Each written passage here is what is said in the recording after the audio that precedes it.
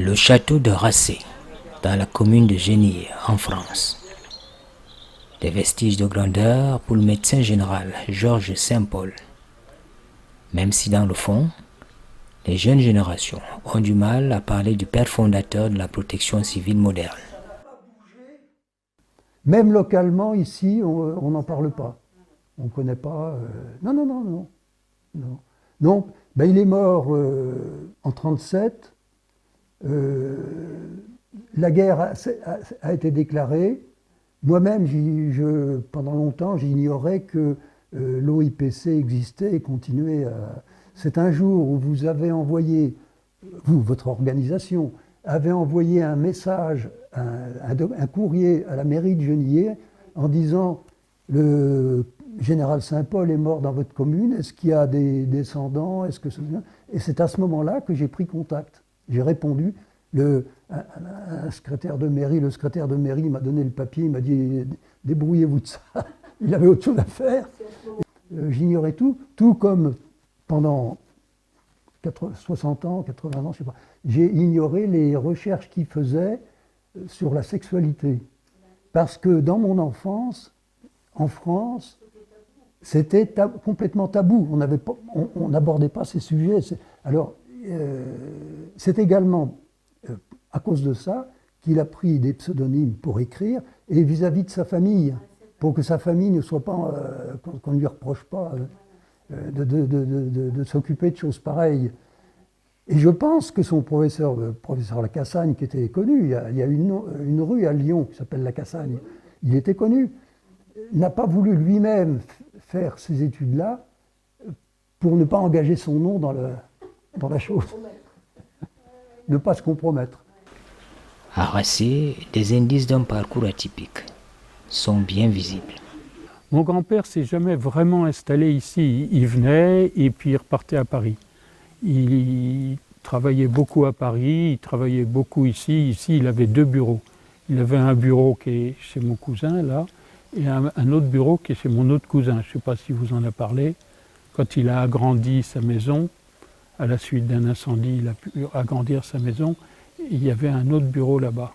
Parce que mon grand-père, il était marié évidemment à ma grand-mère, et il avait 3 filles. Ma grand-mère, qui était tourangelle, s'est mariée à ce monsieur. Et donc, ensuite, sa fille, qui était Yvonne Dagnan, s'est mariée à Georges Saint-Paul. Et Georges Saint-Paul venait déjà de l'Est. Et mon père venait de l'Est, et le père de mon cousin Yves venait de l'Est aussi. Bien que je n'ai pas connu mon grand-père, j'en ai beaucoup entendu parler quand j'étais petit, et à Racé, où mes parents habitaient. Et il y avait à l'époque beaucoup de souvenirs de mon grand-père. Et je me souviens qu'il y avait, dans une dépendance de Racé, une grande salle où étaient entreposées toutes ces affaires qui sont devenues les archives du général Saint-Paul. Il y avait des piles et des piles de lettres anciennes, je ne me souviens plus de la date, avec de magnifiques timbres. Et comme, étant petit, je collectionnais les timbres, je lorgnais sur ces enveloppes en me disant « Oh là là, si un jour je pouvais en prendre quelques-unes, je serais très content. » Heureusement, je n'en ai rien fait et je n'ai pas dégradé tous ces souvenirs de mon grand-père. Au-delà de sa vie d'homme en tenue et de médecin, Georges Saint-Paul a écrit beaucoup de livres. Son maître, son professeur, l'a poussé vers des études très particulières sur la psychologie, la sexualité, le cerveau, etc. Voilà, ça a été son... pendant 10 ans, ça a été, mais tout ça, c'était avant son mariage. Hein. Nettement, la guerre de 14 a été un tournant dans sa vie, où là, il a vu la catastrophe absolue. La guerre de 14 avait été une hécatombe épouvantable, aussi bien pour les Allemands que pour les Français. Voilà. Et donc, profitant, et tout le temps où il a été en activité, il ne pouvait pas s'exprimer en tant que médecin général, ou voilà, parce qu'il engageait l'armée, le gouvernement, etc. Mais pendant des années, il a écrit en employant 2 pseudonymes, l'Obst, d'abord, l'Obst, c'est Saint-Paul à l'envers. Vous écrivez Saint-Paul à l'envers et vous lisez, ça donne l'Obst. Alors il signait ses écrits l'Obst ou GSP de Metz. Alors G, Georges, c'était son prénom, SP, ESPE, Saint-Paul, SP, de Metz, parce qu'il était né à Metz. Pour les chercheurs contemporains comme Christophe Meunier, professeur d'histoire spécialisé en histoire rurale, la vie et l'œuvre du médecin général sont des centres d'intérêt. Il y a deux chercheurs avec lesquels nous sommes en relation continue. Alors là, c'est mon frère Marc qui s'occupe de ça, parce qu'il les a reçus chez lui plusieurs fois, ils sont venus ici, enfin, ils ont bien développé leur étude sur la question. Je peux même vous montrer. Ils viennent de sortir ce bouquin-là, que je ne lirai pas, parce que les articles ne m'intéressent pas. Mais c'est une photo de mon grand-père, faite à Tunis, donc juste avant 1900. Hein, voilà. Alors tout ça, bon, il y a quelques parties qui ne sont pas relatives à mon grand-père, mais la partie qui m'intéresse, et qu'il relate là, mais que j'ai par ailleurs, c'est toute la correspondance que j'ai évoquée tout à l'heure entre la famille Saint-Paul et la famille Zola, depuis avant 1900, puisque mon grand-père, Georges Saint-Paul, était Dreyfusard. Vous avez entendu parler des problèmes de l'affaire Dreyfus. L'affaire Dreyfus en France qui a coupé la société en deux, pratiquement. C'était au début du XXe siècle. Hein, voilà.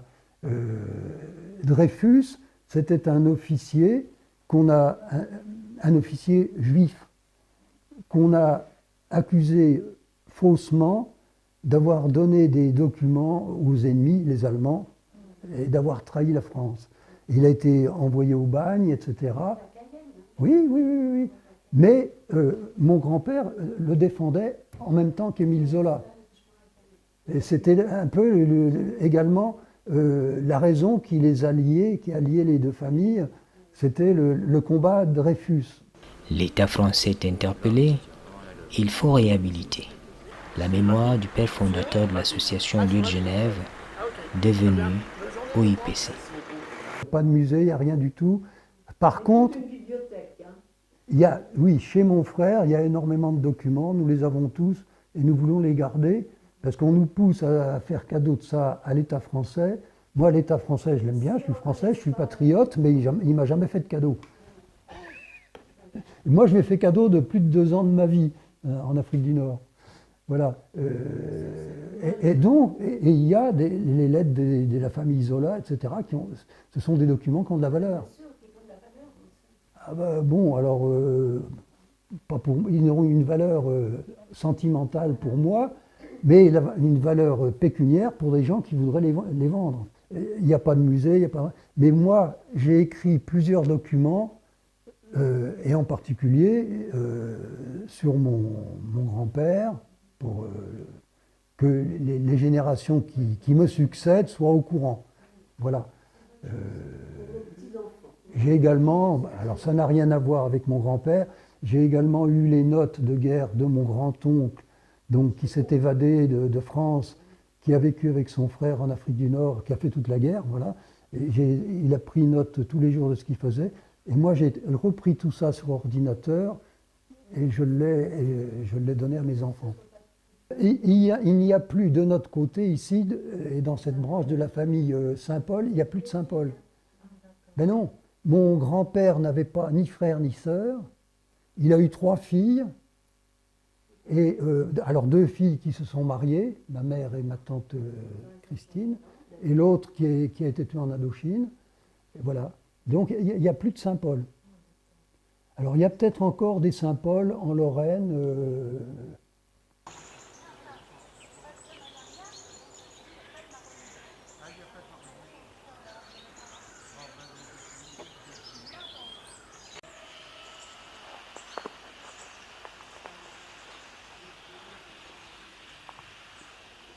Racé garde son image d'une exploitation agricole de 490 hectares. Georges Saint-Paul, médecin marqué par les souffrances de la Grande Guerre, a déclaré le domaine de Racé espace préservé en temps de guerre.